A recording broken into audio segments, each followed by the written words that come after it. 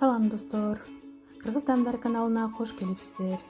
Достор, бүгүн мен сиздерге аябай даамдуу бат жасалуучу каттаманын рецептин көрсөтөм. Биз биринчи камырын жасап алышыбыз керек.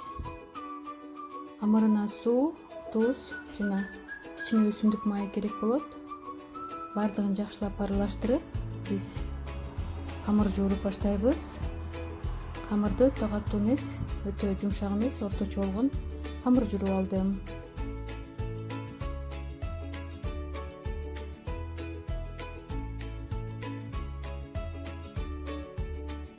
Камырды жууруп, аны тынытканга коюп койдум.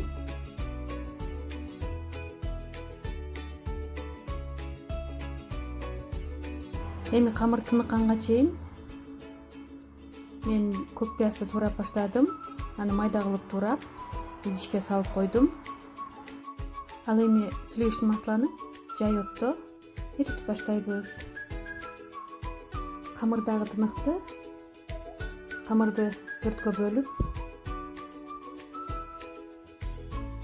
аны 5 мүнөт тыныктырганга коюп, дагы бирден алып жайып баштадым.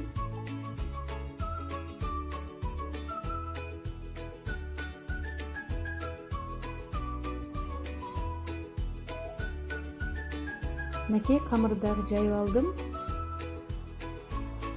Камырдын калыңдыгы мантыга же оромого жайыла турган камырдай кылып калыңдыкта жаябыз. Майды шыбап, пияздан сеип, эми өзүңүздөр көрүп тургандай кылып бүктөп, анын үстүнө дагы майдан шыбап жана кичине un сеип коем. Дагы пияздан сеип, дагы бүктөп, видеодон көрүп тургандай кылып 4 бурчтук кылып аласыздар.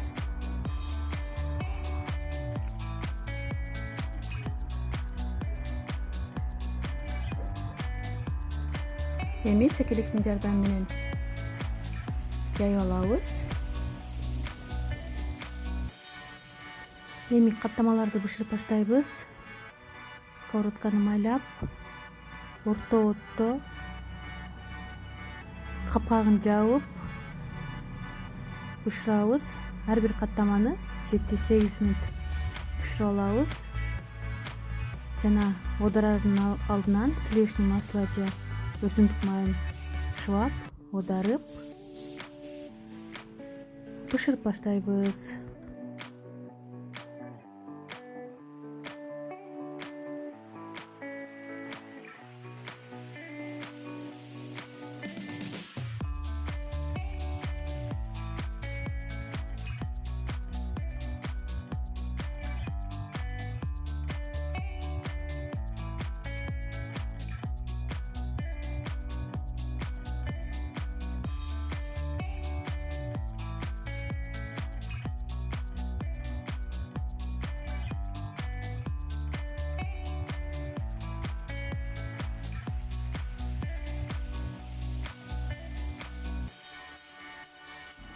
Достор, мынакей мен азыр 4-үнчү каттаманы бышырып атам. Ал каттама да уже даяр болду.